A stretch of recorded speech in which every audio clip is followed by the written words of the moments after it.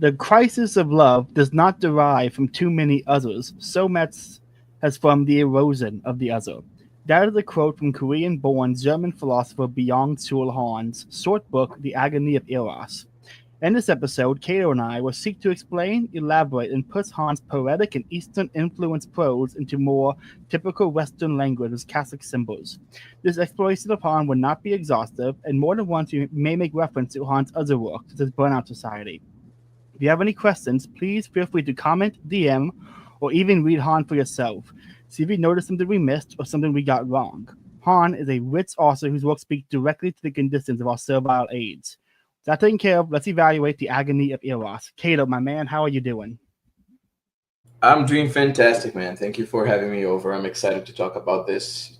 I'm Chul is such an insane author that a lot of people are sleeping on, especially in our little corner of things, you know. Mm-hmm. Oh yeah, it's gonna be a lot of fun. He's such a unique. I mean, his books are so short. I think his longest book is only like 120 pages. Mm-hmm. Very easy to read. I think it was either you or Bodes who introduced me to him. Either you mentioned Agony of Eros or Bodes mentioned non-objects, and that's how I found out about him. Yeah, it may have been it. I was trying to remember when he first got on my radar, and I have no idea when it was. So it might have been through the same way as you. But so Agony of Eros, short book published by where's it published by? I want to say it's MIT. At least that's what it says. Yes, it's MIT. MIT. Short book. It's only what 70 something pages. No, it's 60. Oh, it's 60. Yeah, it's like it's just insanely easy. You can read it in an afternoon. Yeah. I don't know how you plan to do this, but I have a bunch of longer quotes I want to read off, and then some notes I took on those things, and then we can talk about that in general. Okay. So I figured from the first quote, we'll open up with one from the forward. In recent years, the end of love has been announced many times. Love, the claim goes, is foundering because of endless freedom of choice, the overabundance of options, and the compulsion for perfection, and the world of unlimited possibilities that love itself represents an impossibility. Now, this is a very common thing. I think we've all heard a whole bunch. The whole Tinder's bad because the guy in front of you would never be as good as the hypothetical guy who followed the next swipe. The kind of manosphere Jordan Peterson talking point about the dangers of dating apps. Mm-hmm. But Han continues here. Passion 2 is said to have grown cold. Eva Louise, I don't know if I'm saying any of these names right, by the way, to all Europeans, has traced the state of affairs back to the rationalization of love and expanding technology of choice. However, this sociological theory fails to recognize that another influence is now underway, which is corroding love far more than endless freedom of unlimited possibilities. The crisis of love does not derive from too many others, so much as from the erosion of the other. This erosion is occurring in all spheres of life. Its corollary is the mounting nosification of the self. In fact, the vanishing of the other is a dramatic process, even though, faithfully enough, it largely escapes notice. This is a quote from Belloc. The modern man finds himself in a crowd but feels alone. The peasant who is truly alone felt himself surrounded by saints. What a great opening. It's a banger, dude. The hardest part about covering Han is that he says things so succinctly, you feel like you have to really, you're breaking down a sentence at a time kind of thing, Yeah, that's what I've noticed. Because I first read Han, quote unquote, by listening to him on audio. But then when I picked up the book, I was like, okay, I need to chew on this much more than I thought I would have. Han is the only author that if I do listen to his audiobook, it's at 1x speed. Everyone else is 2x, 2.5 sometimes. Han is, no, 1x. I have to really get every single word. I would say, for listeners, I would try to bring this up. If you are like, 50 pages is too long because you don't read, the first chapter is just media commentary on a German movie that I've never seen. I watched the trailers for it, and it looks bizarre. Lars von Trier is one of the most insane movie directors and writers out there. Like, he is insane. So I had a panel once saying I understand Hitler, I understand the Nazis. Yeah, Sounds like him. Yeah, he's Awesome. insane. He's insane. I've seen a couple of movies of his. I haven't seen Melancholia, but because I've seen his other movies, and literally one of them traumatized me. I'm half joking. I Which one don't was want it? Antichrist. Mm. It's very disturbing. I'll say that.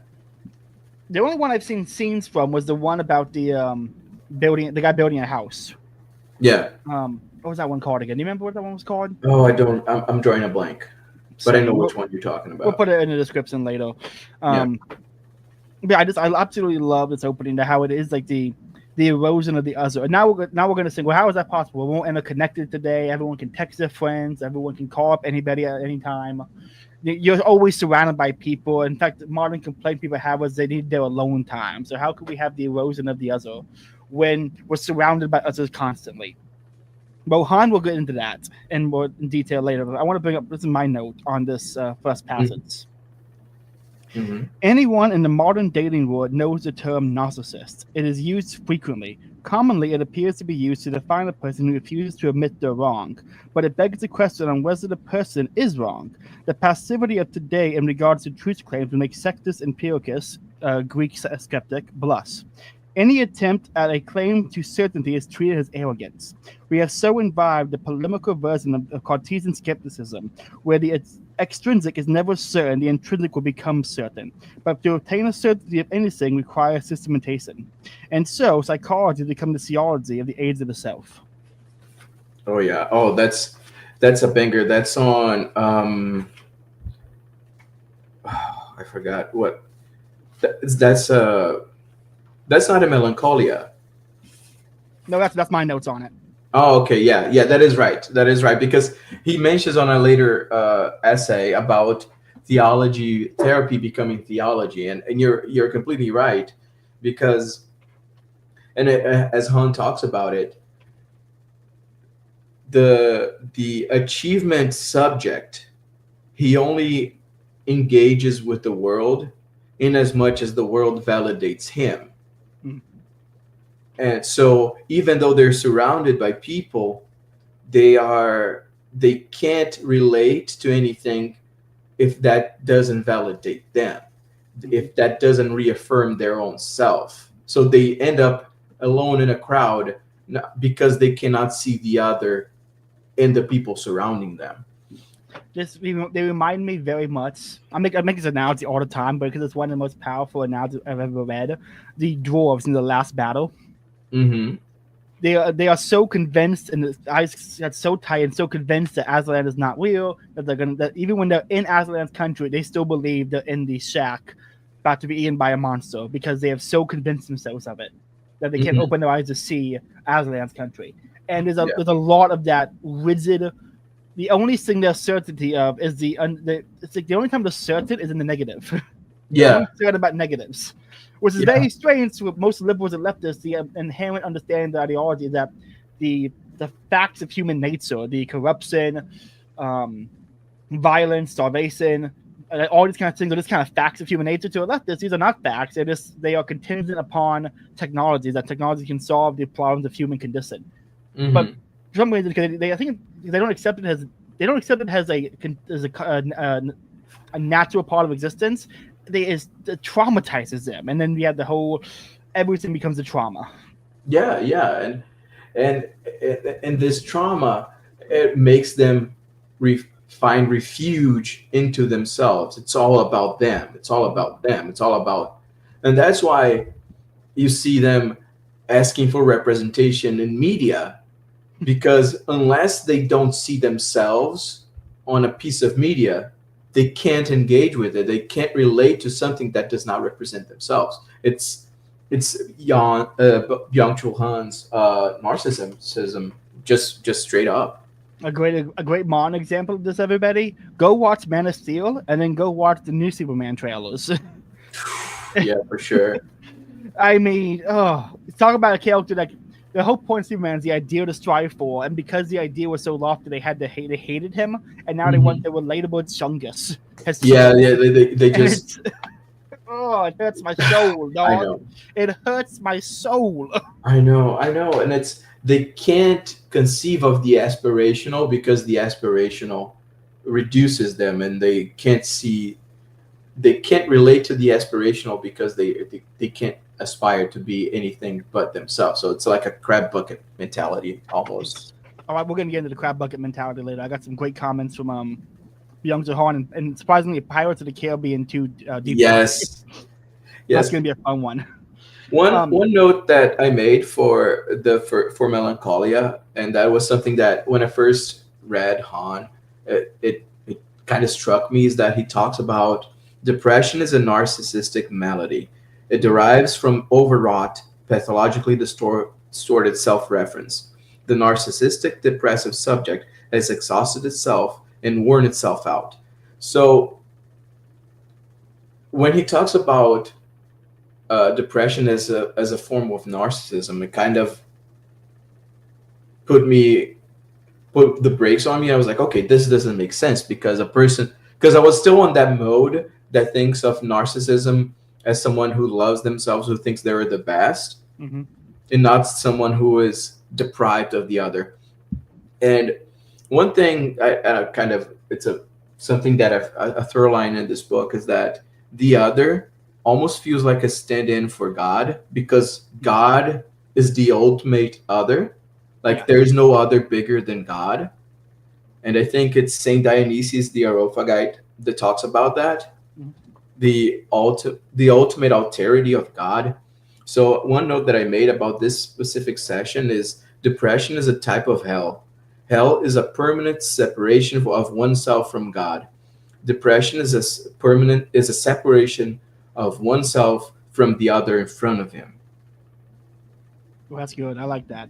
See, I love Hans' comments on that. I think he's putting it in very modern jargon, but it's really the Catholic idea that, hey, depressed is a self-obsessed with oneself and one's own misery, and that is a form of pride.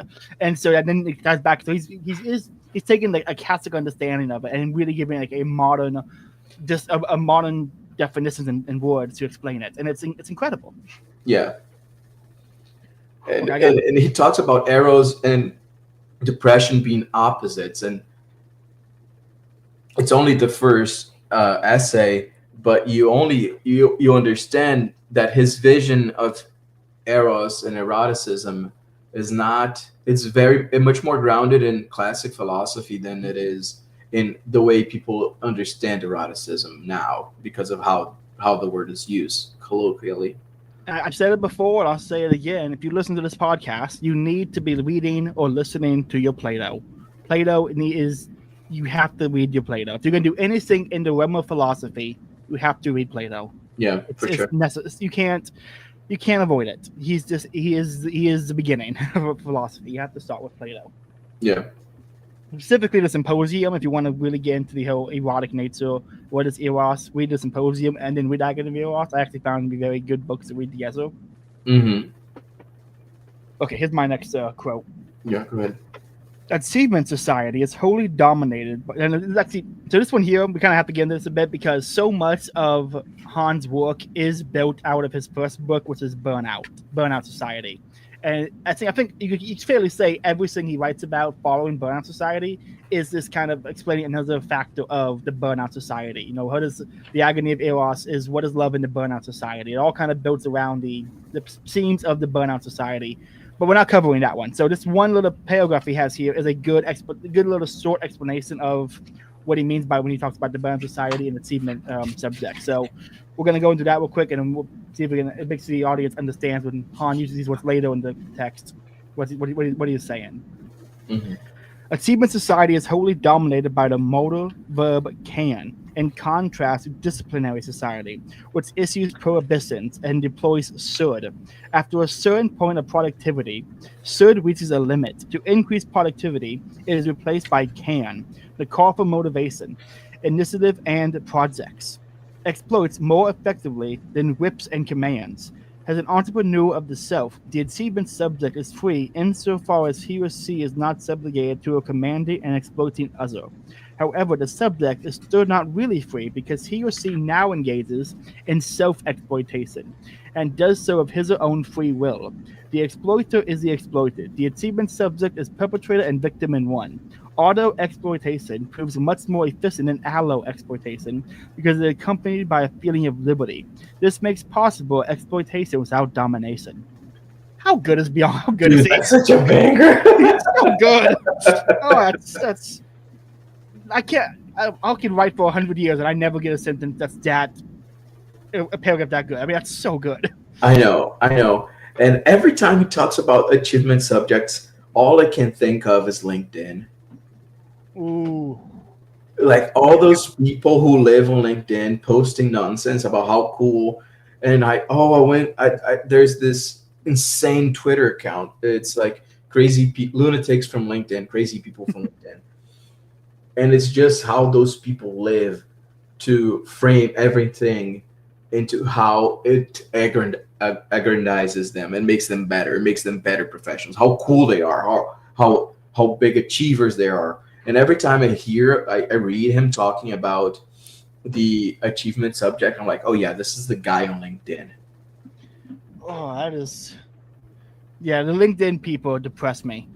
Mm-hmm. That is I will say that I did see one guy. I can't remember who was it. Oh, it's the comedian Matt McCusker. He used to only use LinkedIn to post photos of him smoking weed. Which I think is just a really funny use of the medium. Yeah, if you're gonna go on LinkedIn, the only way to be transgressive there is to be a loser, which it's ironic because they're all losers. Yeah, I know. Oh, so I know some people might be asking, what does he mean by achievement subject or self-exploitation? I try to put it best I could into like a Thomistic or Aristotelian sense. So this is what I got. The term self-exploitation is used to describe the modern habits of the subject in the servile age. The more we engage with capitalist systems, the more we conform to it. We form habits from the repetition of market engagement. So we are now made imago form, made in the image of the market. So it's kind of put that in the Catholic perspective for the listeners. It's about the habits that form from constant engagement with the market and the effects that has on the rest of the human person. Yeah, and I think something that he approaches on a different essay is that how money flattens everything. Mm. And I think what you're getting at is pretty much what he is saying when he says that money flattens everything, because it reduces jagged edges. It makes people have to be subsumed into a system that does not allow connection or even encounter with the other, because you're so focused on survival or not being consumed by the insanity that you just focus on achievement. Yeah, that's one thing Han does a lot that I really appreciate, using like topographical analogies to ridges, smoothness. Mm-hmm. When he gets really into that with the loss of ritual. What's that one called? Yeah, the disappearance of rituals. That's going to be my next book. Oh, that's a good one. That's a real good one. Then it's not a bad one. Oh yeah, there's a section here, a comment that I made. The neoliberal regime conceals its compulsive structure behind the seeming freedom of the single individual, who no longer understand him or herself as a subjugated subject to, but as a project in the process of realizing itself. That is its ruse. Now, whoever fails is at fault and personally bears the guilt. Mm-hmm. And I made the comment: older, more conventional modes of being saw the individual as a communal project, because you were part of that community. So the community had an investment on the success of that person. There was an interdependence that neoliberalism simply does not confer, because it's so much focus on individualism that the communal side just gets put on the sidelines. Very true. That is one of the Yeah, later in my notes I have examples of the totalizing nature of capitalism or a porn, and I for trying to make it poetic to kind of make it example. I had to keep pulling from Lovecraftian monsters to make the analogies. For sure. I think that it could just be I went too much Nick Land, but there is definitely something to be said about the totalizing otherworldly type, how otherworldly, the uncanniness of these systems and how they perpetrate and affect the individual. Mm-hmm. And it's so aggressive, it's so extreme that it's most likely it's just due to the fact that technology allows information to travel faster, so the shifts in culture and individuals happen faster and faster. Mm-hmm. That's probably the case, but it's way more fun to say it's the Cthulhu's tentacles reaching out from the other world. It's just way more fun to say that, so we're gonna say that. Here's one. I got one from here on his view of about finance and capitalism. It's really good. Relief from debt, financial and psychological, and gratification both presume the other. Lack of binding connection to the other is the transcendental condition for crisis of gratification and debt. Such crises make it plain that capitalism, counter to widespread belief, is not a religion. Every religion operates with both debt, guilt, and relief, pardon.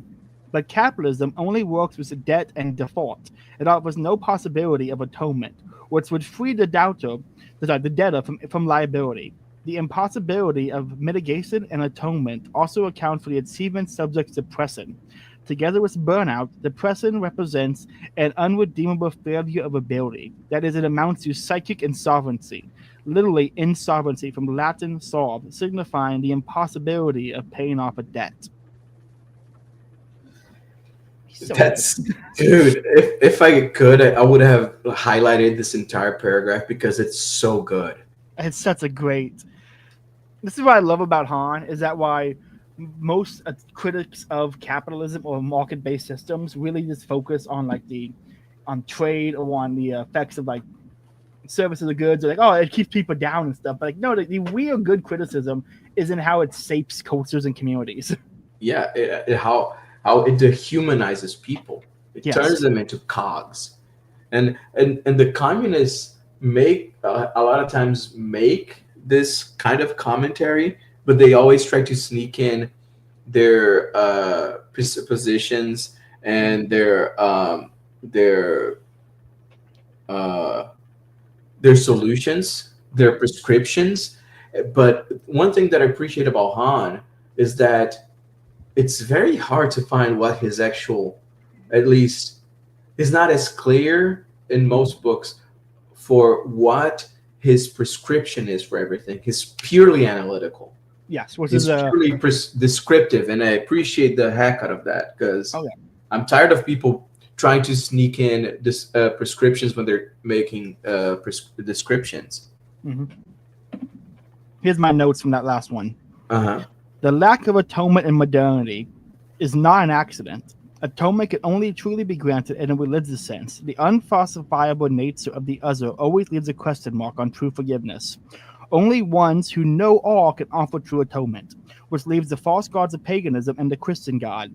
Secular societies are by definition lacking in the sacred. The secular is defined as of this world and not the other world, the only world where we can encounter the transcendental other that can offer true atonement. That's such a banger, dude. Yeah. He's so good. But Young Sohan is this again. Everyone would covering him, and I think we're doing a good job covering him. But people, we're pulling out experts. I only have 8 pages of notes, and most of them are my comments on his sort of passages. This is a 60-page book. There's so much we can't cover because some time constraints. Because you could probably talk 20 minutes on each paragraph. There's that much in them. Easily. So again, I encourage you. These books aren't that expensive. You can find them on Libsyn. There's an audiobook of this one. Watch these. Listen to them. Check them out. But don't go and look up any commentary on him because it's only left-wing commentary of him, sadly. This is actually one of the earlier, and maybe first I could find at least a right-wing commentary on Han.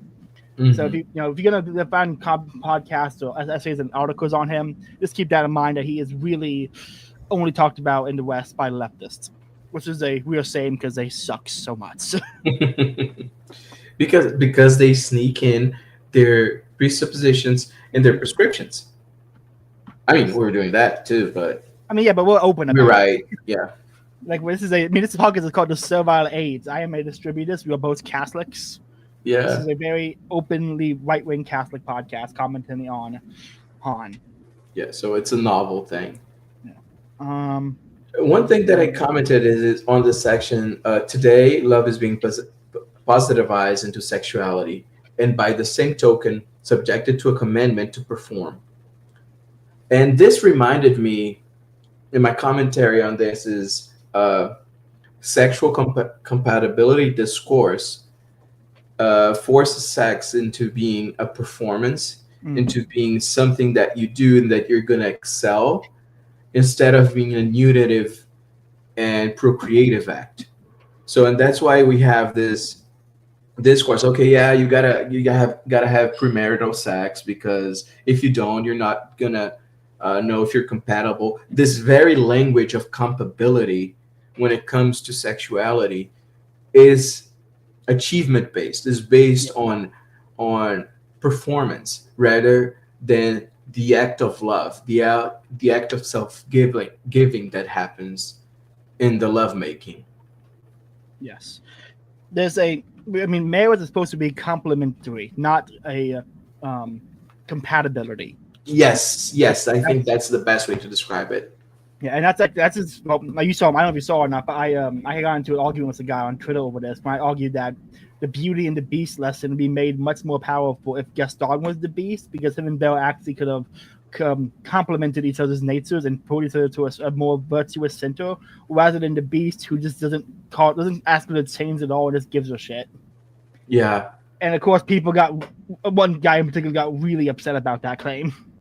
Yeah, because they can't understand that's such a. I didn't see this comment of yours, but that makes so much sense. I had never considered that this way, but that makes so much sense. And again, this is a confrontation of something that is beyond the scope of their presuppositions, and they freak out when they see that.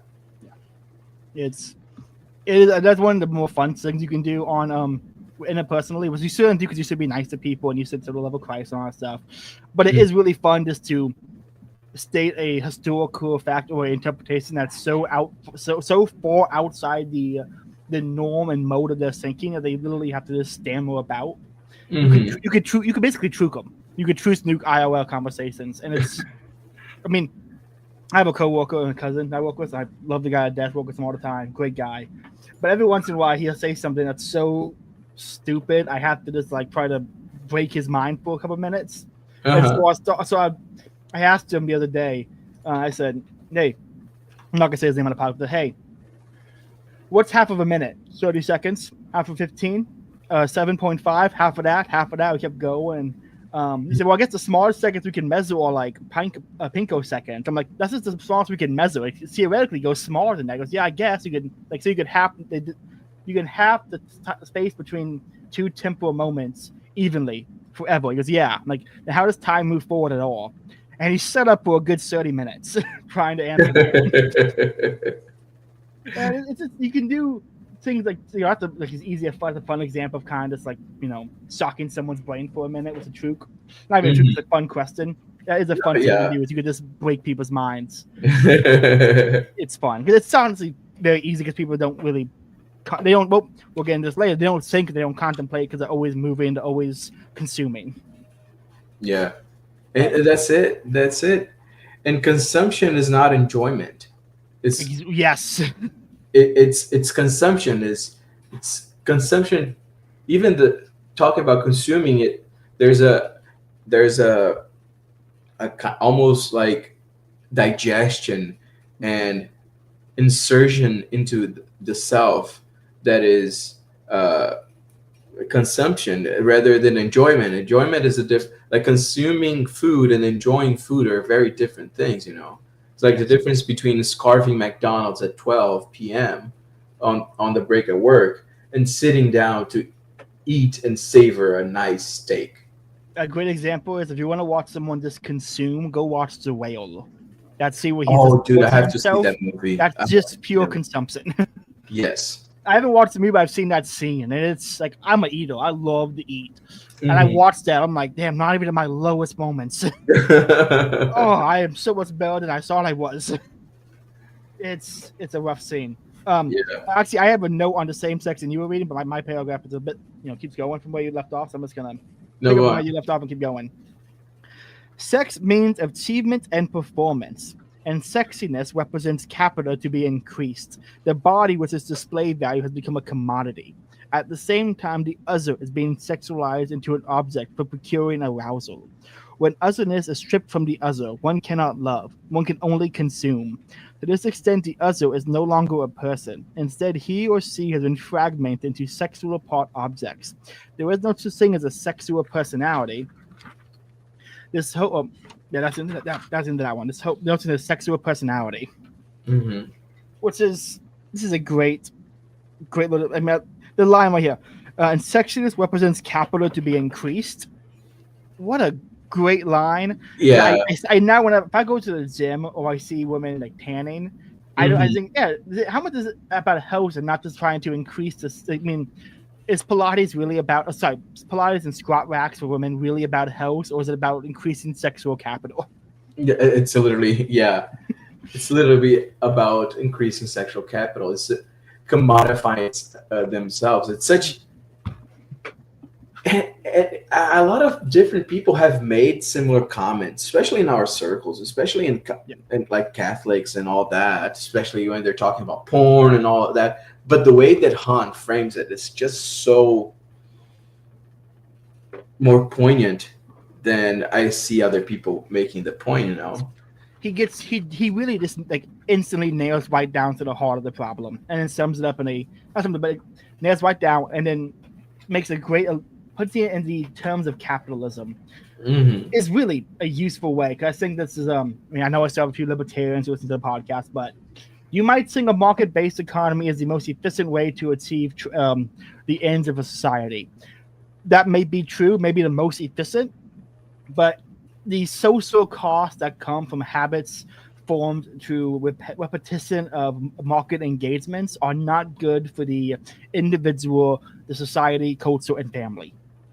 For the soul of people, it breaks people. It just, and as someone who was a libertarian for such a long time, going beyond that framing, going beyond understanding that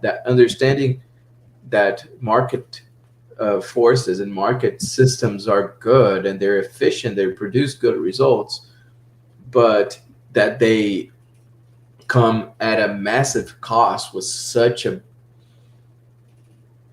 it was a rough transition, dude. Yes. Yeah, this is a note from that path that I took.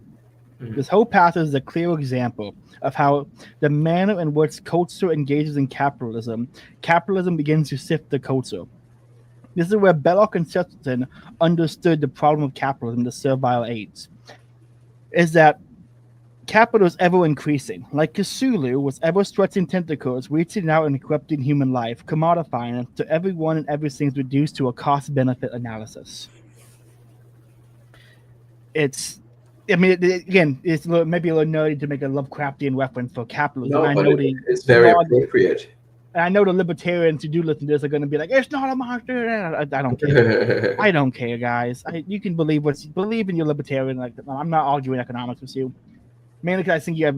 No, I'm not going to go in that rabbit hole. That's a conversation for later. Yeah, but I mean, Han is so good. Here, another great quote. The ability to experience the other in terms of his or her otherness is being lost. By means of social media, we seek to bring the other as near as possible, to close any distance between ourselves and him or her, to create proximity. But it does not mean we have more of the other. Instead, we are making the other disappear. Nearness is, here we get into the distance and topographical examples that kind of can be a little hard to read, but just follow along. Nearness is negative insofar as remoteness is inscribed within it, but now a total abolition of remoteness is underway. This does not produce nearness so much as it abolishes it. Instead of closeness, it entails crowding. Nearness acts negatively. Therefore, it is inhabited by tension. In contrast, crowding acts positively. The power of negativity lies in the fact that things are elevated precisely by the opposite. Mere positivity lacks any such power to animate. And quote and scene quote, love is not the cause of unity, but the consequence of it. It springs from an awareness of the other as person, not as projection of the self. I find quote and scene had a lot of great stuff that can quotes that like perfectly pair well with Han's diagnosis of modernity. Yeah, for sure. There's a lot of overlap there. That's very interesting to me. Yeah. Yeah. Actually, I was gonna make a comment about this specific paragraph that you just read, because a total abolition of remoteness is underway. But during COVID, everyone was made to be remote of each other, but they were made to be crowded because everyone was on social media, and social media made for them, catered for them, and everything. So the anxiety, by Han's framework, the anxiety and depression that came from COVID was because people became surrounded by themselves and reaffirmed by themselves on social media. And that was like, holy crap, that's and it's paradoxical the way that Han puts things. He had an essay. He actually wrote an article during COVID about COVID. Really? Yeah, I found it yesterday. I haven't read it yet, but I'm very excited to read it. I'll send it to you. Yeah. He wrote it like during like I think it was like 2019, or 2020. It was like what years of COVID again? It was like the 2020, 2021. Okay, he wrote like in the middle of COVID. So like in 2020, 2021 area, but it's good. This is my note on this area. This is a bit of a longer one because I had a few different points I wanted to make on it. No, go ahead. One of the strange effects of social media is that it offers the illusion of privacy, but tricks us into being transparent. Like if I gave a schizophrenic a clear cloak and told him it was a cloak of invisibility. This has resulted in people cherry picking, exaggerating, and sometimes flat out lying on social media about who we are and what we do. But as people, we have an incredible ability to deceive and trick ourselves. Now people see life through the lens of a screen. This has also had the effect of expecting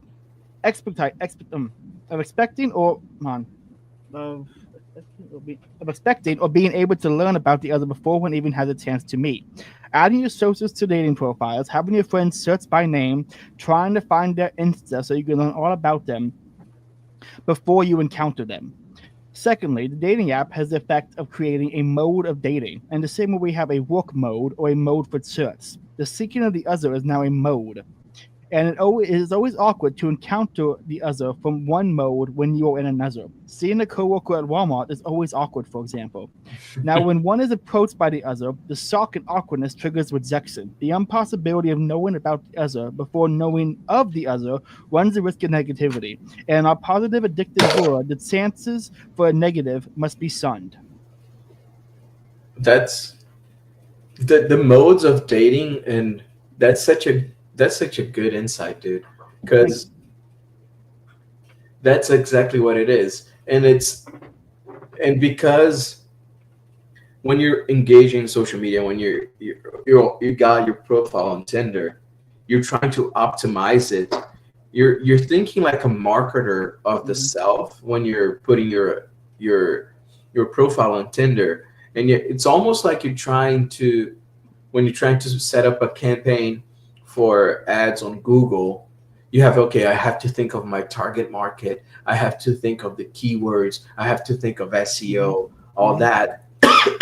And when you make a Tinder profile, you're doing the same thing for yourself. Oh, absolutely. First thing I did when I made my new Tinder profile is I made it so that my first photo was one of me like traveling or me somewhere exotic and different. Because if you look like, he travels, therefore he has money. Oh, therefore yeah, he's a worldly person. Yeah. Yeah, it's and we'll get into the whole travel and the tourism as a place for the pilgrimage later. He gets into that's so good, but yeah, that's one of my favorite. That's one thing I've noticed about the whole mode of dating. I was like, because I would actually approach women at like Starbucks, or I would approach them in a Wendy's, or I'd approach them at a bookstore, and it was always the shock and awkwardness. This killed any chance, you know. And I really think that one of the results of this kind of mode of dating is that you have to come across in the least threatening way possible for a woman to not think you're a creep. And this has led to a lot of guys online and in person being completely submissive losers around women because it's the only way to avoid not being deemed toxic. Half the reason simping exists is literally that. Mm-hmm. Because simping for e-thoughts is a safe way to approach women with very little risk of rejection, because she's already going to be being talked to, or at rather, by a bunch of guys. You're just another sucker in that sea of suckers. Yeah, and what I was thinking with regards to that, and it's a commentary on the next section that says, today love is being positivized into a formula for enjoyment. This reminded me of a tweet that I made a long time ago, and it's related to what we were just talking. Sometimes I'll see fellas posting girlfriend builds, and oftentimes they're basically me but a woman. What's that Sam Hyde quote? Stop saying you want a girl like you. You want an autistic man. Exactly. Even when you're, because when you're building a girlfriend, like a vision for a girlfriend that is just you with titties, that is not another. No. There's no, and Han talks about it at a later essay, that when you're optimizing and creating this profile, there's no desire, because desire requires imagination. It requires mystery. Yes.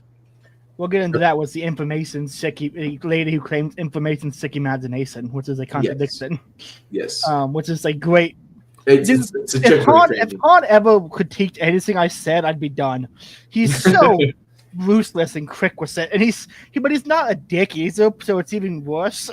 Yeah, like he's very gentle. He somehow manages to merge the Korean autism and the German autism in a very beautiful way. Yes. The where was it? Here in Saving Beauty, he spends the first first 2 chapters just going off after that guy who does the balloon animal sculptures. Mm-hmm. And it's so it's so diagnostic, so emotionless, just critique after critique after critique. I was like, man, if I was that guy, I'd kill myself. That is so brutal. Oh my god.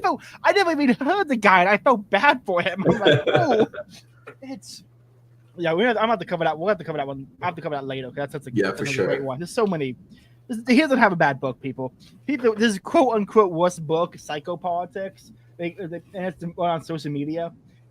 I'd say it's very accurate, but it triggered so many people. It was deemed as tone deaf and boomer. But he's not wrong. No, he's not wrong. I have yet to see. I mean, he has some blind spots from just people have, but he's overall right about everything. Yeah. Like his analysis are spot on. Mm-hmm. Yeah, this is another great example where he's spot on. Capitalism absolutizes bare life. Its telos is not the good life. Capitalism's compulsive accumulation and growth is specifically aimed against its death, which counts as absolute loss. For Aristotle, merely accumulating capital merits scorn because it has no concern for the good life, only bare life. To quote Aristotle, so some people believe that this is the task of household management and go on thinking that they should maintain their store of money or increase it without limit. The reason they are so disposed, however, is that they are preoccupied with living, not with living well. The process of capitalization and production is assuming infinite dimensions by doing away with teleology of the good life.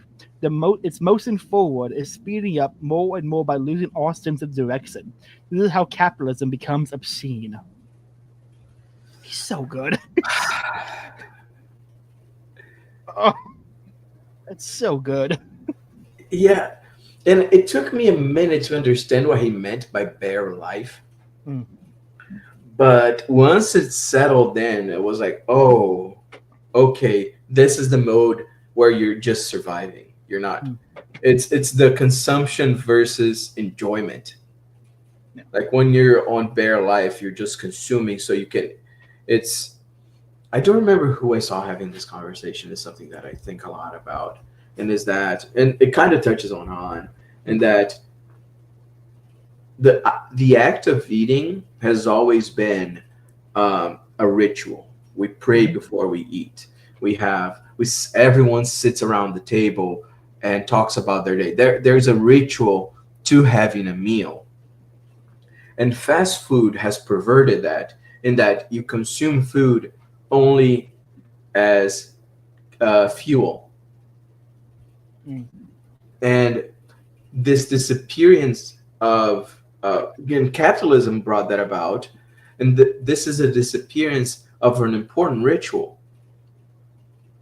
and it's this act of treating food and the act of eating as merely fuel is bare life. Yes, I was like, oh, that makes sense. And when he talks about the obsession with health as bare life, I'm like, oh, okay, so you're afraid of death. Yeah. Which is, I mean, I think that was something that was kind of like you could figure it out, but wasn't well known. But I think after COVID, the liberal death code's absolute fear of death is a weird paradox. Yes. It's such a strange paradox that I can only account for as a Luciferian paradox. Oh, of course. That's the only way. And I try really hard not to demonize the left-wing ideas. But no, left-wing ideas should be demonized, but people who hold them shouldn't always be. Shouldn't always. Sometimes they should. But it's really like this Luciferian paradox. And that the fear of death in liberalism results in the natural endpoint of liberal ideologies is antinatalism. Yeah. Which is, as anyone here knows, the dumbest shit ever written. It's so stupid. I mean, I got into argue with an antinatalist, and I said, if you want to reduce everyone's suffering, shut the fuck up. Yeah. It's simple. And that even to again, Han is so bang on, because this running away from suffering of the antinatalist is a running away from negativity, is seeking positivity, and this framing of his regarding negativity and positivity and negative, ironically, negativity for Han is something positive, and positivity is negative.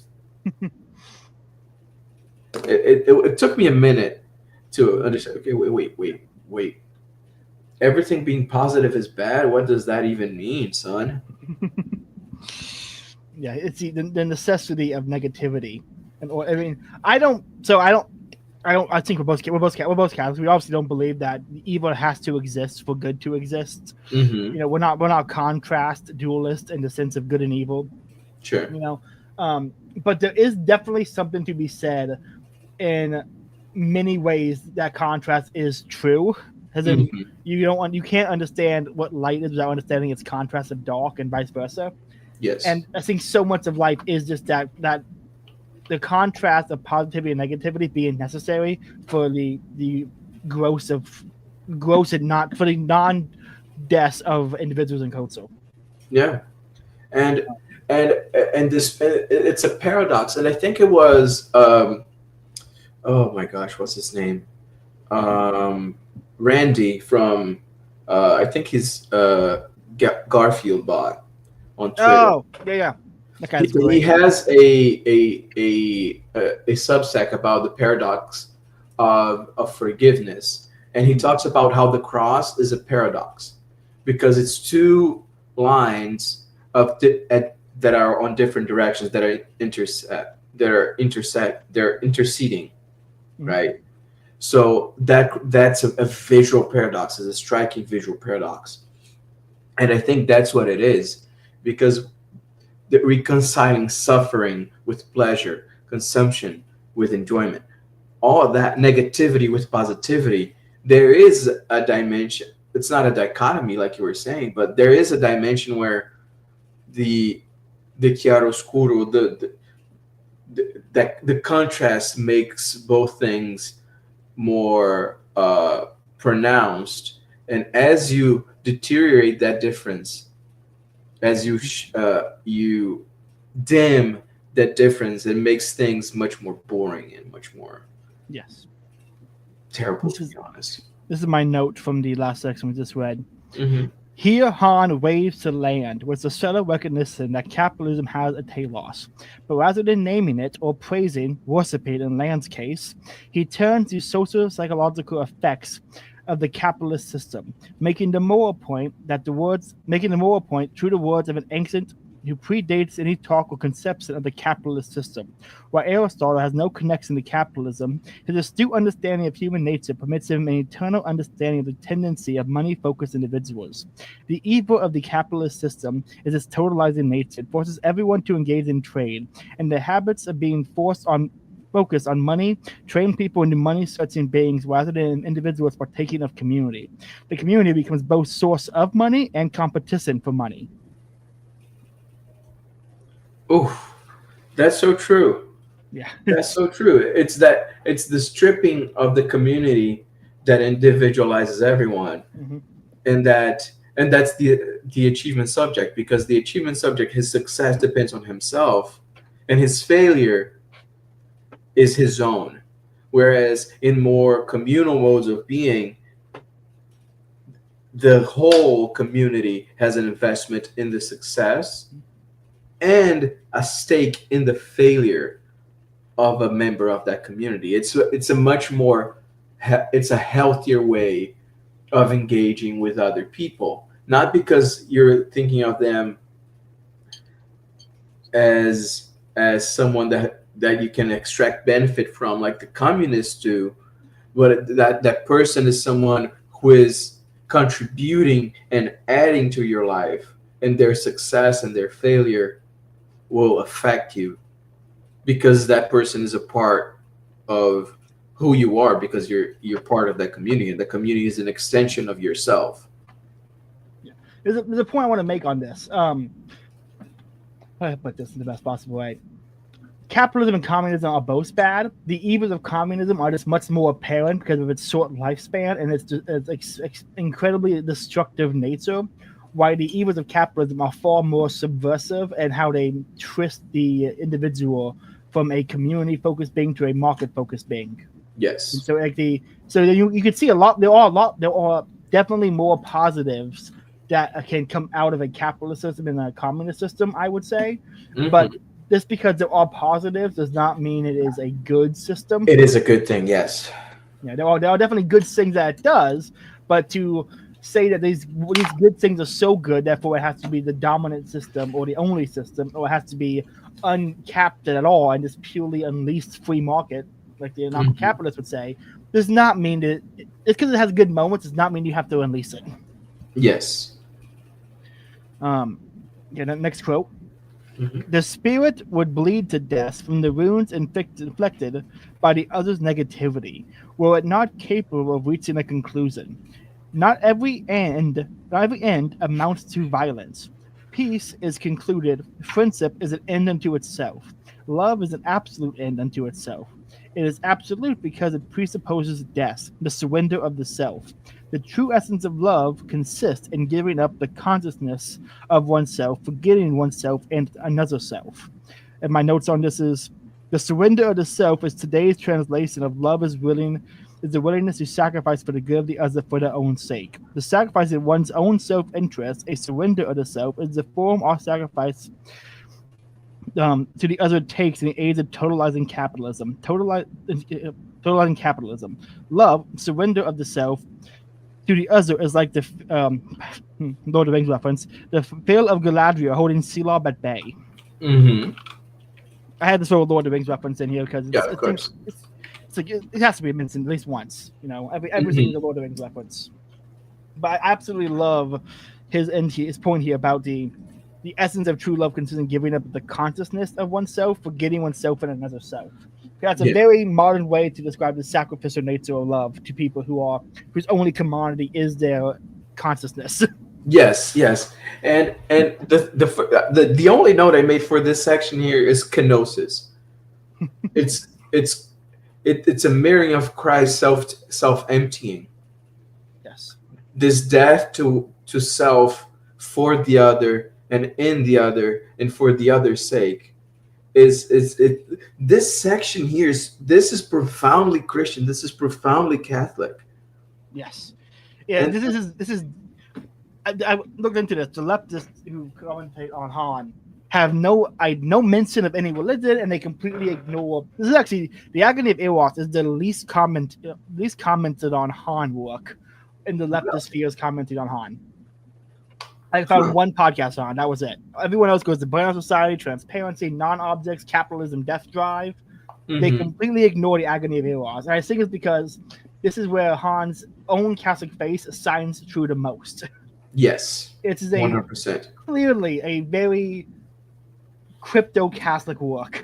Yes, he's again. I said it before the podcast started, but Han, he's a crypto distributist. He just doesn't know it. He's a distributist. Mm-hmm. But if he sat down and read Belloc and Chesterton, Servile State and everything, I think like, oh yeah, this makes sense. This is what they got. They were talking about what I'm talking about.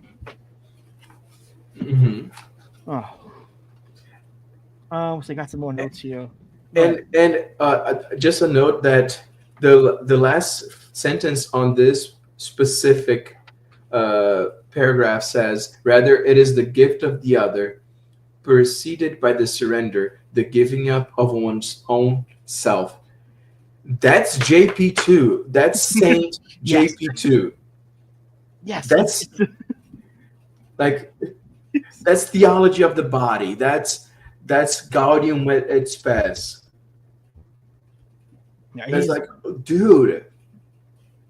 Apparently, I found this out. I'm looking up in the Han.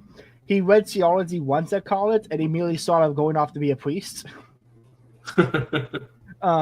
And so in an interview asked him about it, he said, "Do you still consider being a priest?" He goes, "I live my life backwards. I entered the church when most people leave, so I can't say for certain whether or not I will be." Which is such a funny thing to imagine that, like Zach Mariton, Byung Chul might just disappear into a monastery and only pop out once a year to release something new. And it'd be so fire. Yeah, but it's so great. Yeah, I was trying to remember the exact quote, so I had ChatGPT help me. The quote that I was thinking is, "Man cannot fully find himself except through a sincere gift of himself." That's the quote by Saint John Paul II, and that's Han. That's JP2. That's Han. That's both are talking about the same thing here. I wonder if he's read JP2, or sure if he's just like intuitive that that's true. So I don't know. I don't know. But he's so good, dude. Yeah. This next quote is the longest one that I have, but because it's the Flying Dutchman one, so I'm going to read this and I'm going to go right into my notes on it just to kind of make it seamless, and then we're going to talk probably for a while about Pirates of the Caribbean. Okay. I'm going to say the preface that is the early 2000s Star Wars. Okay, Empire Strikes Back had a set ending because they lost. That is Pirates of the Caribbean 2. It is my generation's Star Wars release. Those were the things we got all excited for. For sure. And incredible. I think they're going to be regarded way better than anything Marvel has put out ever. 100%. I was watching the at least the first 3 movies a while back, like less than a month ago, and oh man, they're so good. They're so much better than I remember. Dude, and not just the story and the acting and the quality, but even the quality of like the CGI is incredible. Everything. Like, how does David Jones look better than modern villains? I know. I mean, the scene when he plays the organ with it's so cool. Oh, And you know something that occurred to me, and I didn't comment this with anyone, but it's something that stuck with me, and now that you mentioned, I need to bring it up, otherwise I'm gonna go insane. You know when Jack Sparrow was captured by those cannibals that think he's a god, and they're gonna eat him. Mm-hmm. I'm like, okay, this is. I don't know if they're being intentional with the idea of eating God Mm-hmm. as kind of a prefiguration of Christ for savage populations. Ooh. The same way that you find like prefigurations of Christ in the church and other ancient religions Mm-hmm. that were fulfilled in Christ. I'm sure they were not trying to do that, but that's all I could think. I was like, oh my gosh, they're gonna eat God. I eat God every Sunday. I mean, it might be unintentional. We are the same people who had the Spain show up in the fourth one just to declare something an abomination and blow it up. Yes, that's the most base scene. It's such an incredible scene, dog. It's like the guy said, "I claim this for the British," and gets shot immediately. Someone make a note of that man's bravery. What a great scene! It's a banger.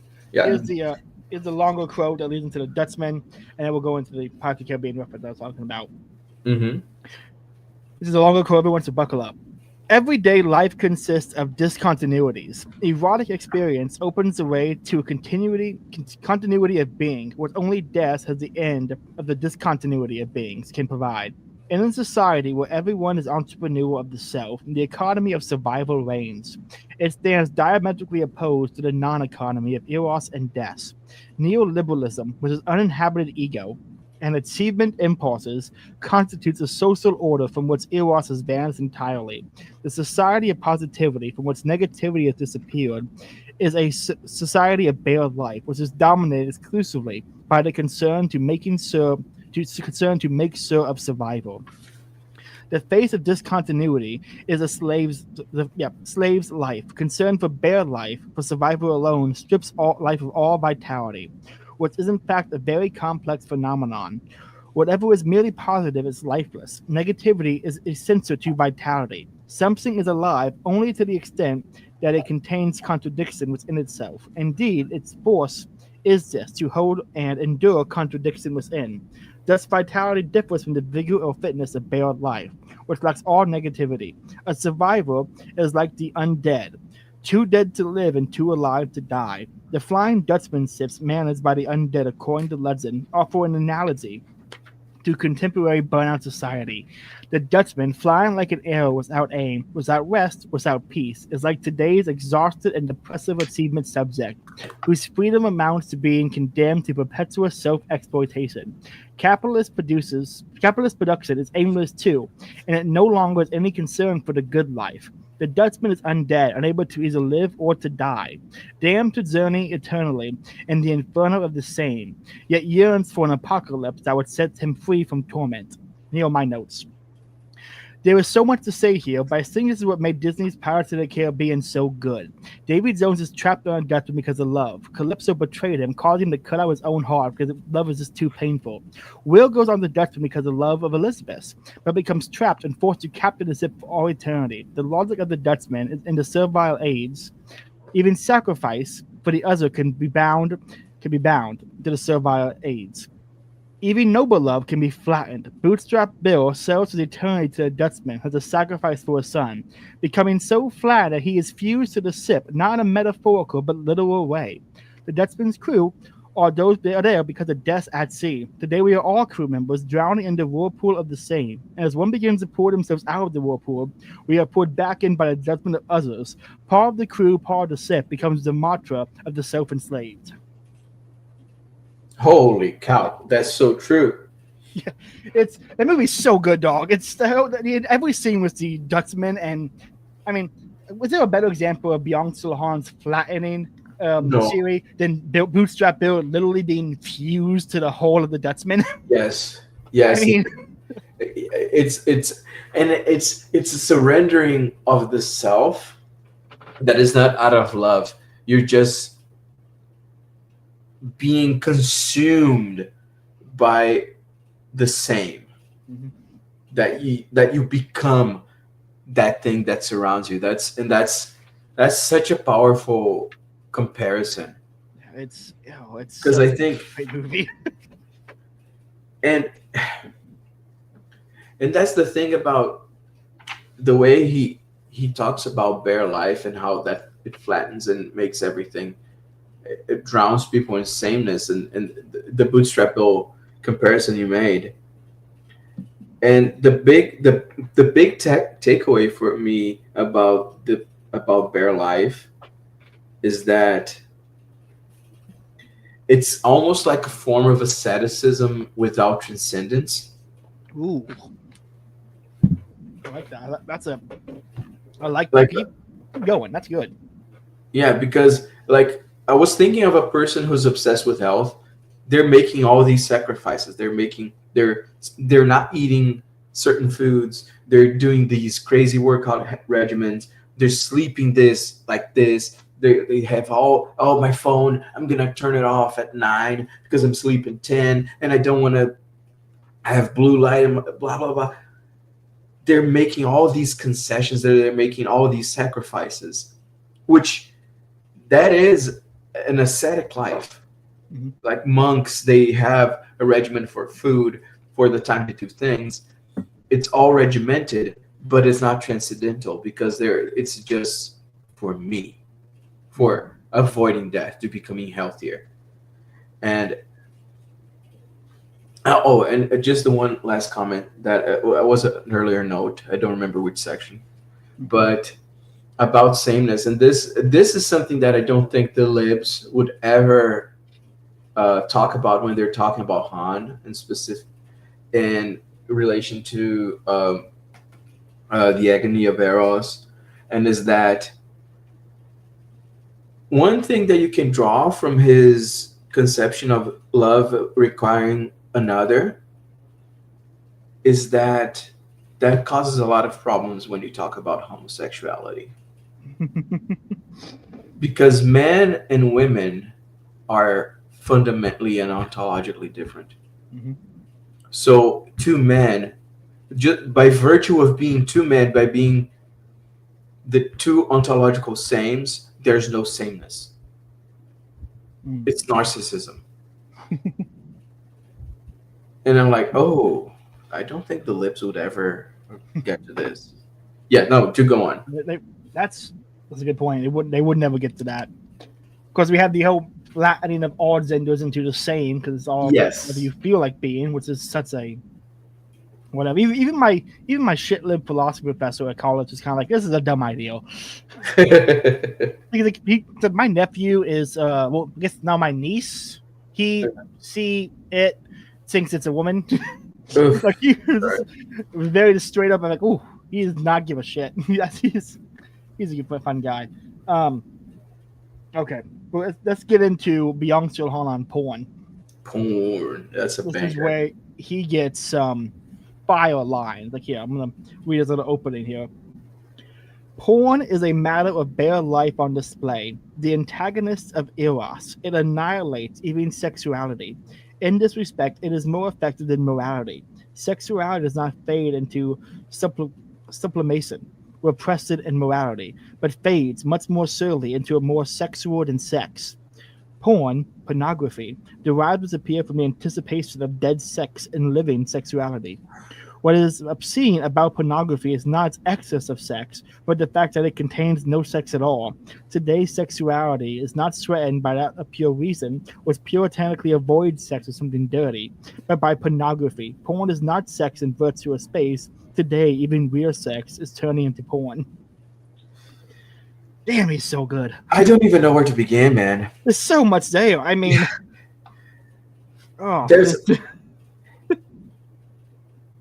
I think this is probably either this or the one about politics. Probably my favorite essay on this, because he goes into his he's talking about pornography as sex beyond sex. We can even get into being a simulacrum of sex, which it is. Yes. But instead of being a simulacrum that reaffirms the thing that is being simulated, it eliminates it. It kills it. Yes. These is my notes on the. Yeah, go ahead.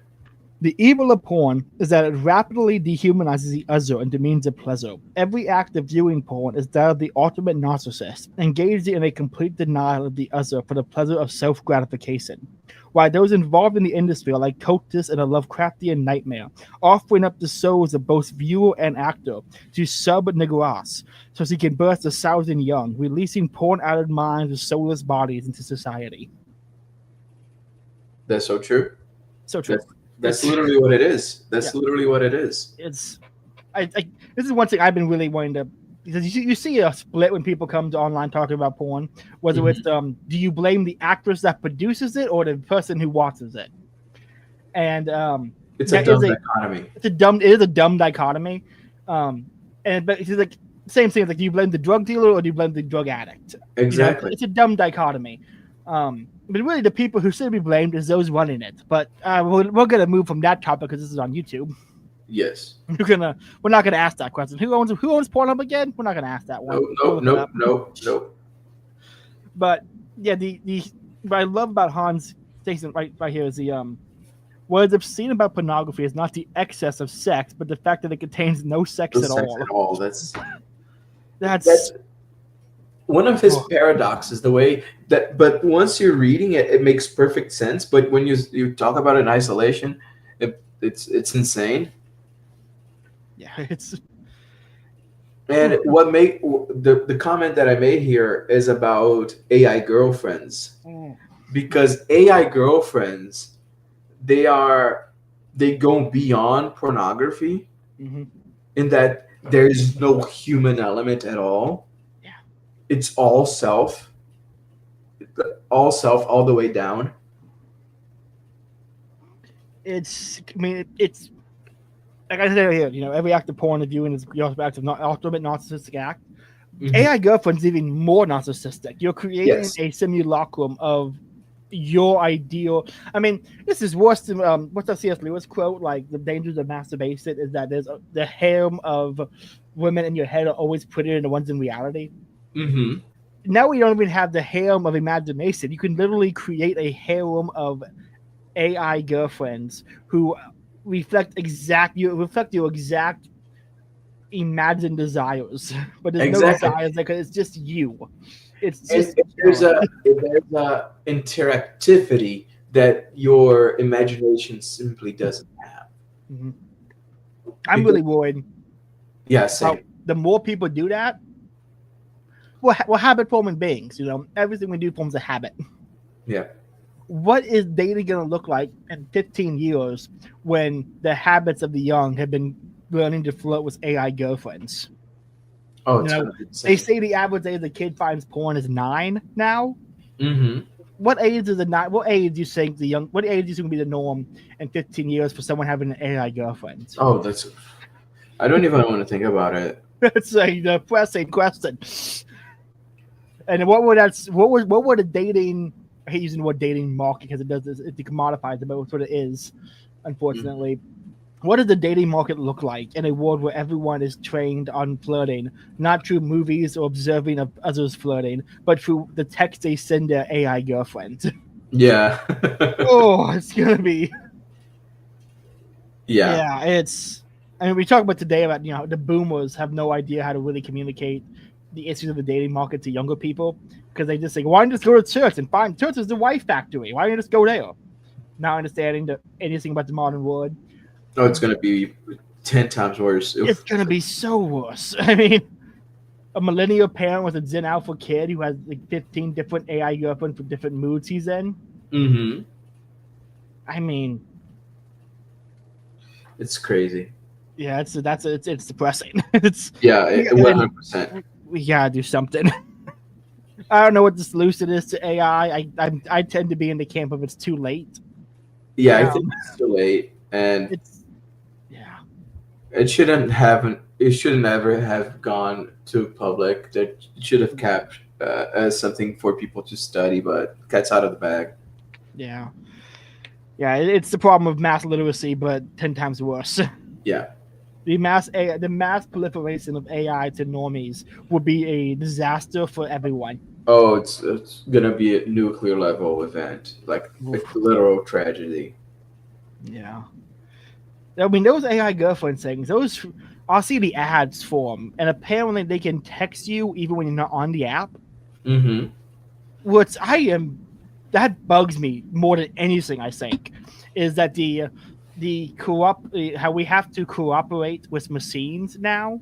Mm-hmm. Like Connor, I was talking to Connor. He was driving a Tesla, and he Mm-hmm. was looking off the side of the road, or I think it was kissing his fiance, now wife.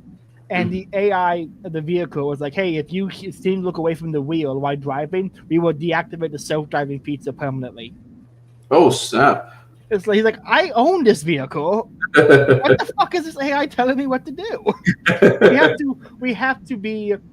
We have to work with machines in order to get something done because we don't even own the machines anymore. The machines can own themselves because they can limit your access to their features.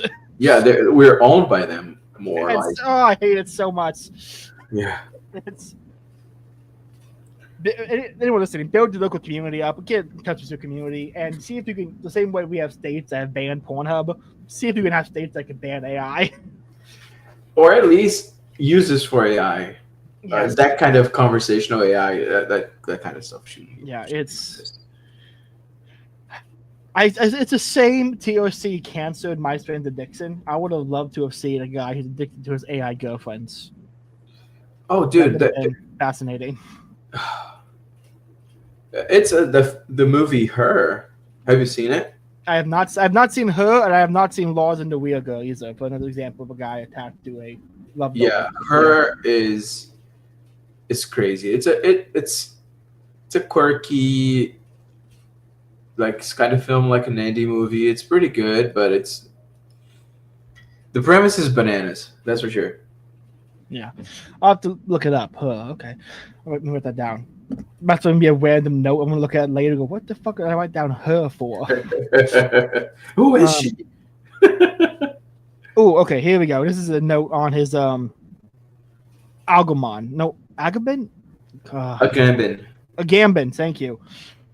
He wrote a lot about Agambin. I cannot go into detail on all of it because I tried to like copy all of it, but it ended up being a whole page of just stuff on him. So I'm going to try to condense it. So with the specific parts on this related to the tourism I'm saying we get into. Let me get the pages up here. It's 31. Yeah, no, I printed. I copy and pasted and printed out my own little page of notes. Oh, okay. Where should we start here? Tourism creates non-sites, whereas pilgrimage is tied to places. According to Heidegger, the quality that makes human dwelling possible is the divine. Such sites are constituted by history, memory, and identity.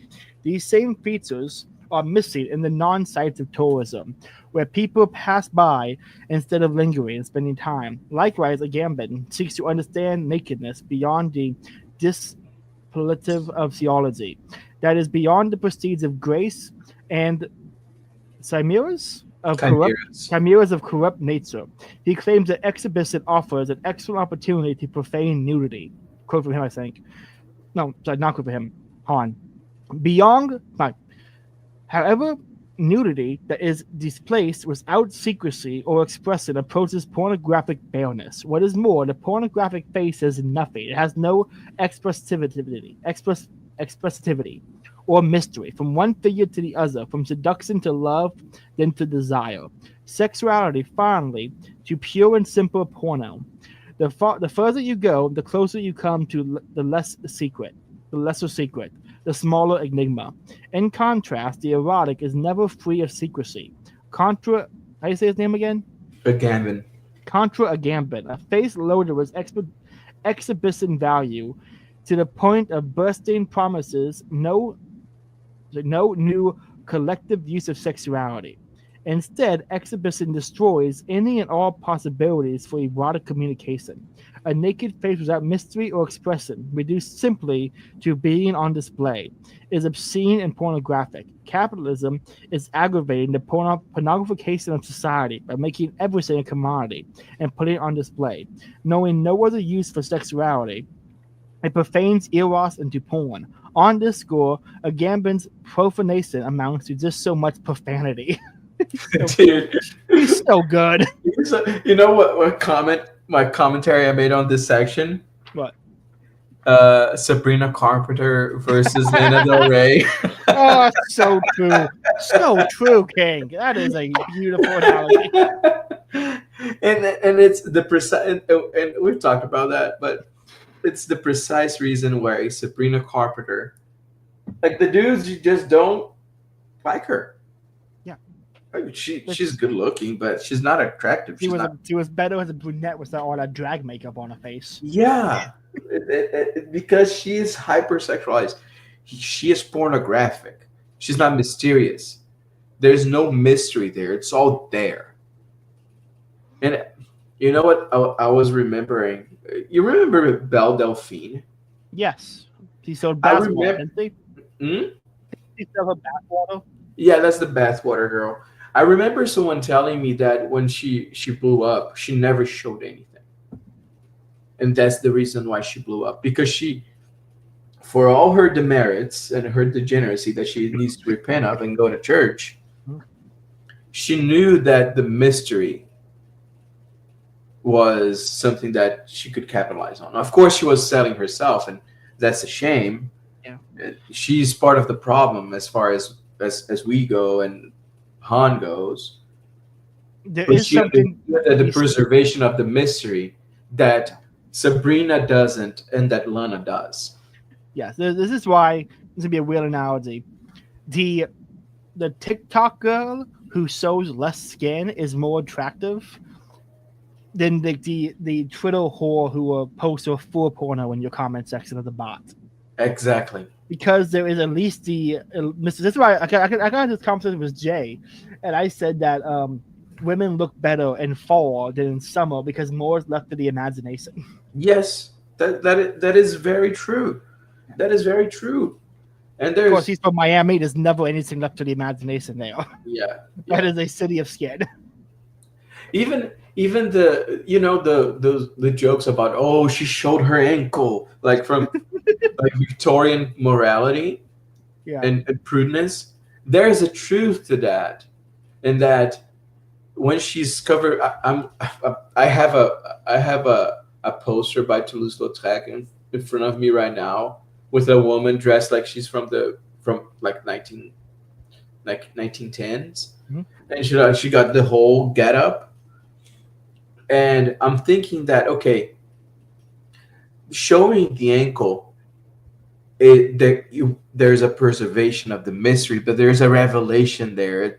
It's an equal balance between revelation and mystery. And well, I mean, given the context, obviously. Now you go to the beach with a girl and you can see everything. Yeah, I mean, it's yoga pants are evil. Oh, there you go. I want to blame all of that on the Indian, but unfortunately, I know it was horny white guys. Yeah. And horny white girls. Yes.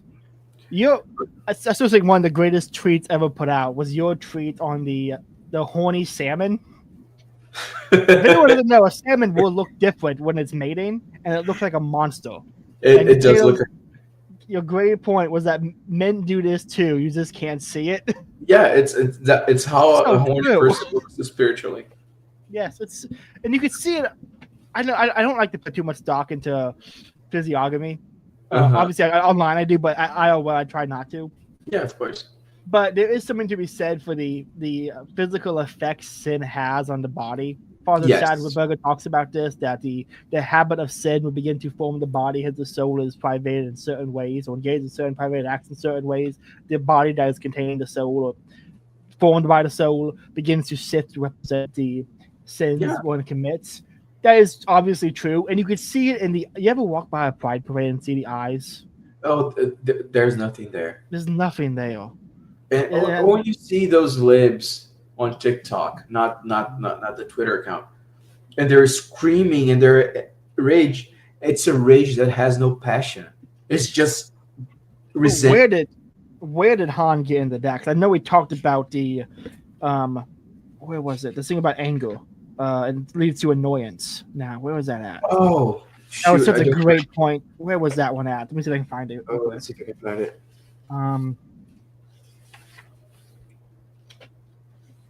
I'm pretty sure I highlighted it. I think I got it here. Oh, it's in the politics of Eros.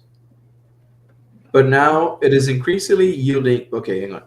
Today it seems that desire, epithumia, dominates the soul's experience of pleasure. For this reason, actions are rarely thumos driven. Rage is thumatic. It radically breaks with convention and inaugurates a new state of affairs. But now it is increasingly yielding to annoyance or dissatisfaction, which lacks the negativity of rupture and instead allows circumstances to persist. Moreover, without Eros, Logos is deteriorating into data-driven calculation, which is incapable of reckoning the event, the incalculable. That's so weird. This is my second favorite essay. I mean, it's so good. I mean, that. So before I forget, I want to go back to the where was it at? The whole here is tourism saying. Yes, go ahead. Tourism is my note. Tourism is secular pilgrimage. Not in that it has replaced pilgrimage as the cause of travel in modernity, but in that we went on pilgrimage to encounter the religious, the trip being the sacrifice to God. Tourism requires the same sacrifice of time spent not working, but as a sacrifice to our own vanity, posting the beachfront selfie or sharing the museum plaque after not reading it. Souvenirs replacing relics. We are our own God, making sacrifices to our digital altar, seeking the title well-traveled when we ought to be seeking to travel well. I agree 100%.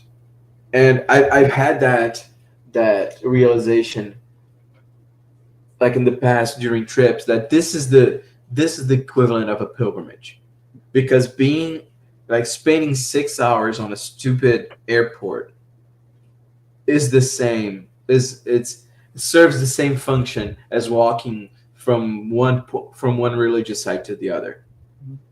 It's that, like you were saying, it's the sacrifice of being there, of the discomfort.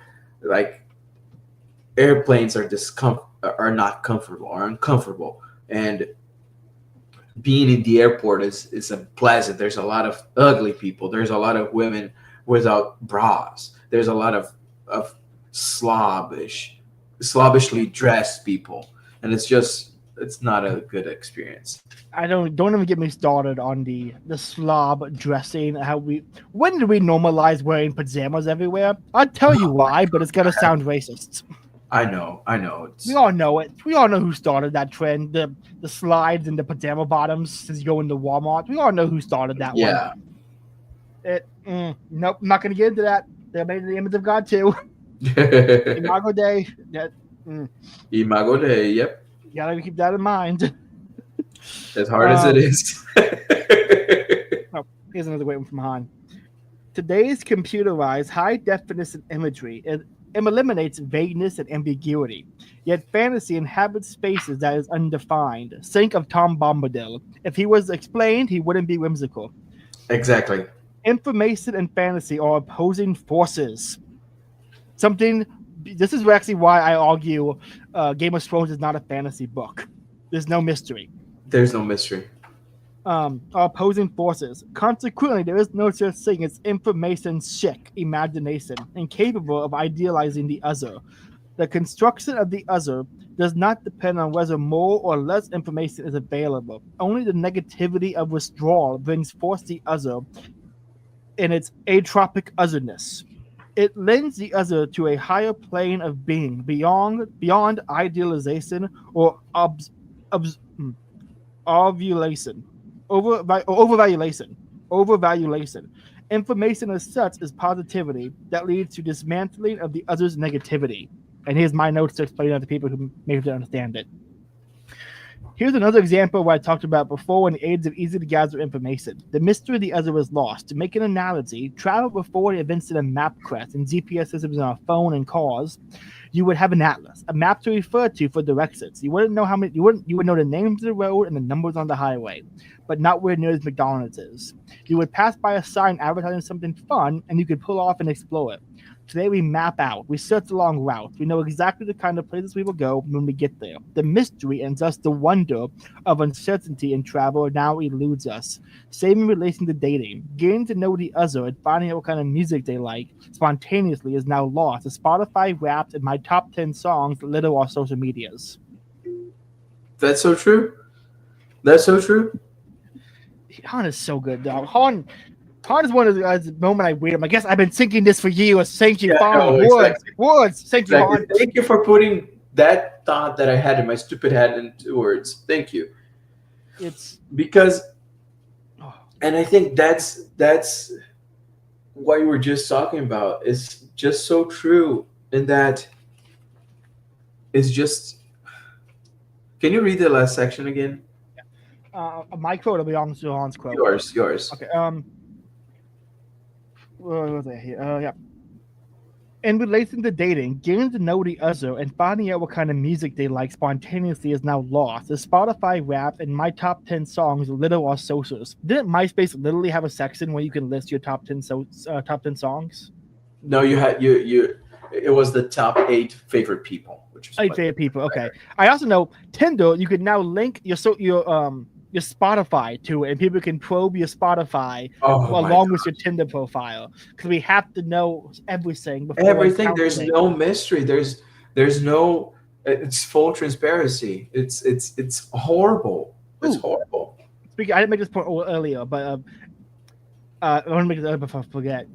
The Flying Dutchman is also a great example of Foucault's panopticon. Yes. It's so, again, there's so much in that you could write pages upon pages of philosophy just about the Dutchman. Yeah, there's so much there. Like everything, from postmodern analysis, or there's a Catholic stuff there too. It's just any way you cut it, it's just brilliant. The execution and the concept and everything is so brilliant. And the music for Davy Jones, it's not scary or haunting. It's tragic. It's tragic. He's a tragic character. That's what is the most appealing about him, is that he's a very tragic character.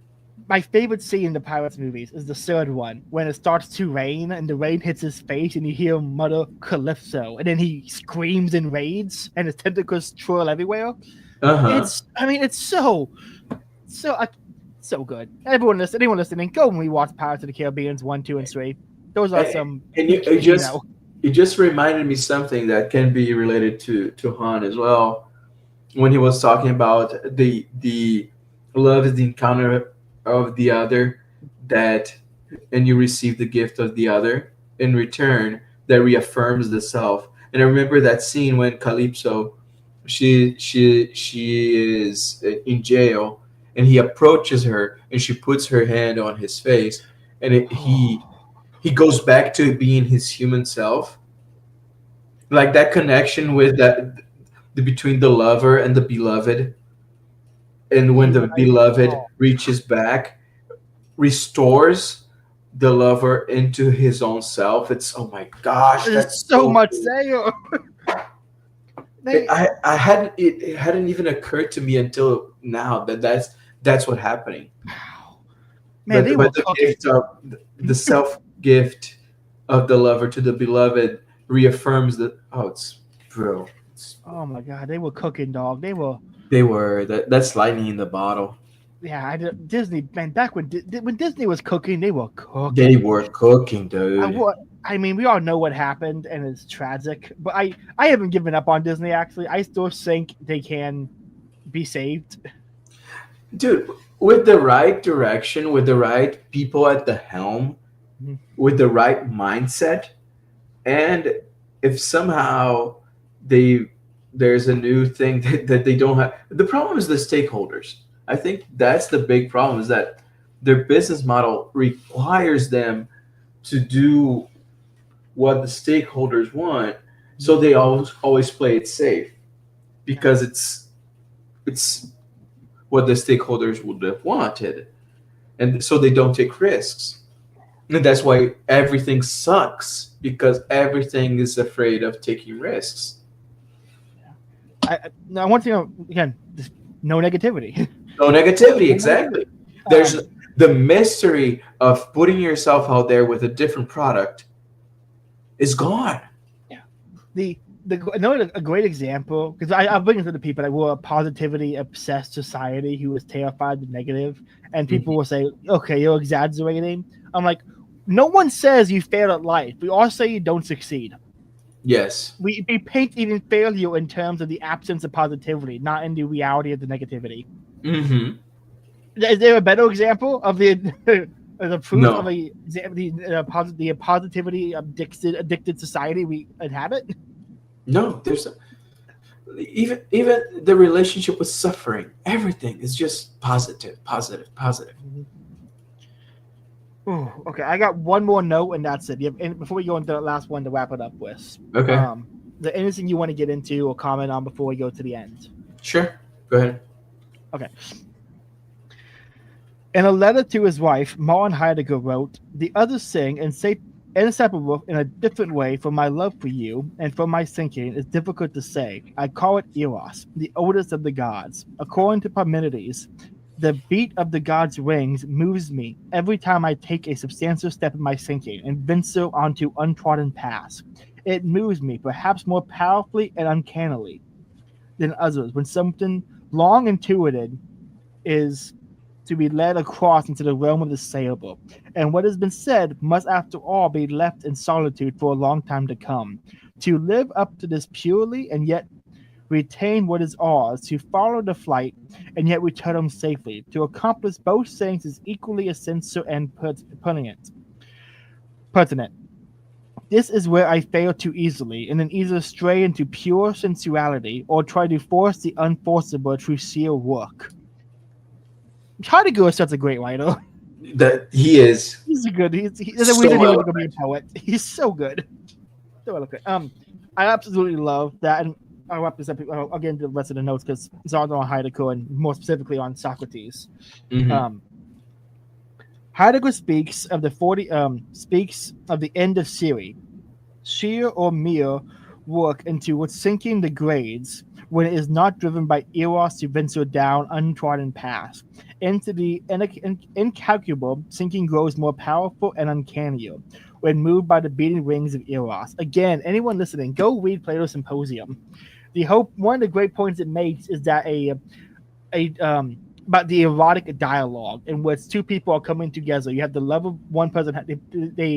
You have two individuals coming together and they share a love for the truth, and that truth is what guides them to seek more truth. So there's an erotic love of truth and the eroticness of the conversation. That is a path to God. That is a path to transcendental understanding. That is a path to truth, to love, to goodness. The erotic nature of conversation is what we can. Jacques Maritain, the example of as friendship as a proof of God. For me, a good example is a erotic conversation is one when you lose all concept of time passing and it becomes so lost in the combined search for truth that you will experience a glimpse of the timelessness that is heaven. Yes. And that was not me. That was way more eloquent than I could ever say. That was from Bishop Barron. But that is 100% true. So, yeah. Bishop Barron's another great one. I think favorite living thinkers today is Bishop Barron and Byung Han. Yeah, they are both. And Nick Land, because he's just so much fun. But those are my top three. But okay, this is I think the final quote I had on all of this from. This will be the end. After this, we can just go into final shots here. Massive information massively heightens the entropy of the word. It raises the level of noise. Sinking demands calm. Sinking is an expedition into quietness. The crisis in theory corresponds to a crisis in literature and art. Michael Buter, the representative of the Nouveau Roman in France sees it as a spiritual crisis. He says, "We're not just living in the economic crisis, but also in a literary crisis. European literature is threatened.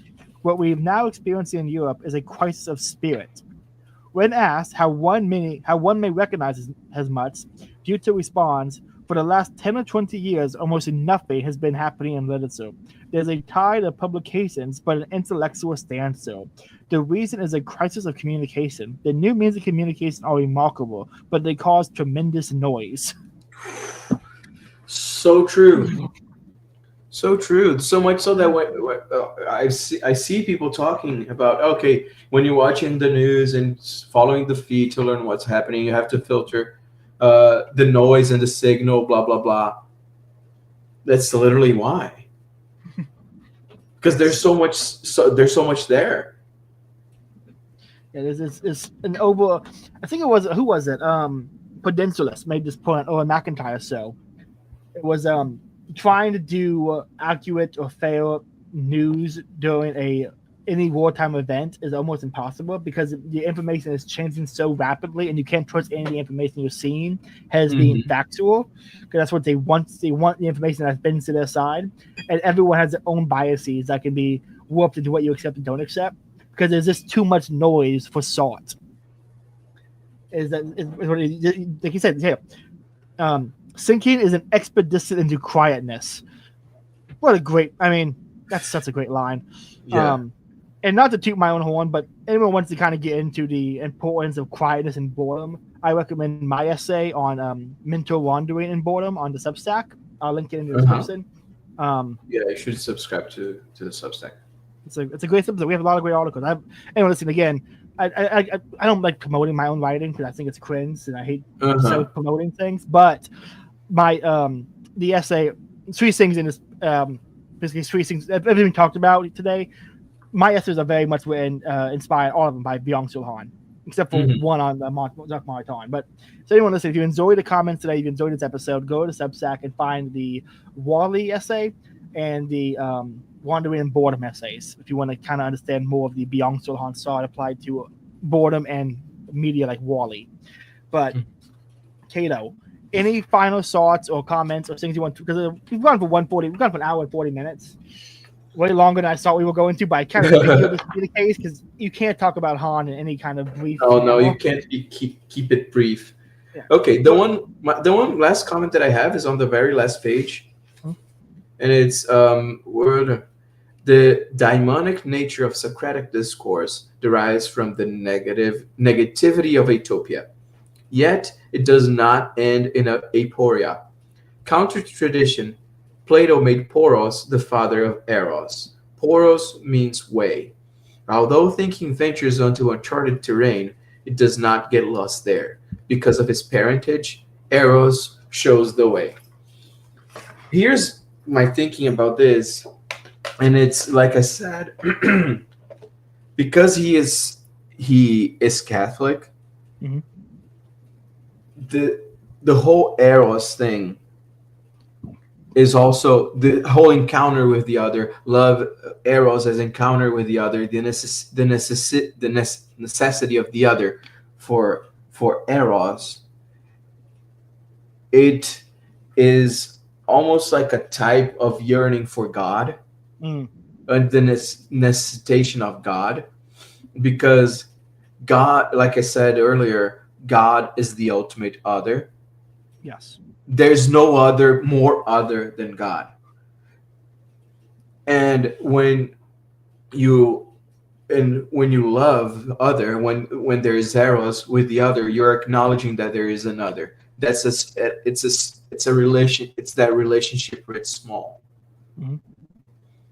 And even when our Lord says that, however you treated the least of mine, that's how you treated me, and all that, and looking for Christ in the poor, looking for Christ in the other, imago Dei on people we don't like. That's seeking otherness into the other, into other people, into your neighbor. And that otherness is a reflection of the otherness of God, because God is the ultimate other. a ungraspable, unknowable other. Yes, that is something that I think is when he really talks about the atropic other. He's referring atropic in this sense. He's referring to like the a unsolvable mystery. As like, I use the word unfalsifiable to make it simple for people, but there's no other more atropic than that of God. Yes. And so, like you said, I think anytime he refers to the other, you could think he's talking about the other has in a sense of the person next to you, the girl you're thinking about, or if you're a woman thinking it's the guy you're thinking about. But at the same time, we also have complete separation from the transcendental other that is the grounding of all others. Exactly. And even when Han's talking about the romantic side of things, it's not insane because there is a tradition in the Catholic faith of bridal mysticism. We have sung of songs. The Christ is the bridegroom. There's a lot of language in the Bible talking about the bridal garment. And even the baptismal, the way people dress for baptism is almost like a nuptial dress. Even that dimension of Han is also present in Christian and Catholic tradition, which is he is one of the best, least talked about Catholic authors living at this moment. And it's a shame that so many traditionally minded or orthodox minded people in Catholic circles are simply sleeping on him. Well, hopefully this podcast and the future podcast I plan to do on Han and essays, I'm planning to do I've decided my main focus is going to be distributism and Han. That's what the podcast is all about now. Belloc, Chesterton, and Han. That's the focus of the podcast. And I'm really hoping I at least get a few people interested in Han, and we can slowly see a right-wing appreciation of Han develop, because he is. No one speaks more to the sociological or psychological effects of modernity than Han. Yeah, he is the best diagnostician of modernity than Han. He is bar none the best diagnostician of the condition we're in. Okay, well, Cato, thank you so much for coming on. This has been you're welcome. It's always a pleasure. It's always a joy. Yes, I mean, finally, I gotta talk Han the podcast. I've been reading Han for probably a year now, and I'm like, I gotta talk about this guy on the podcast. He's so good, and there's gonna be more. If you guys enjoyed this, be sure to like, comment, share, subscribe. Get ready for more. If you have any questions, objections, things you think he's wrong on, things you think he's right on, you just want to talk about Han, feel free to comment, send me a DM on Twitter, anything like that. I love talking about Han. Anyone listening, go read him. Go read him yourself. Pick up Agony of Eros. I think it's like $19 on Amazon. You can pirate it at Libsyn. You can get it on Audible. There's so many ways to access it, and everyone should access it because it's a phenomenal book. Yes, I think that we made that pretty clear.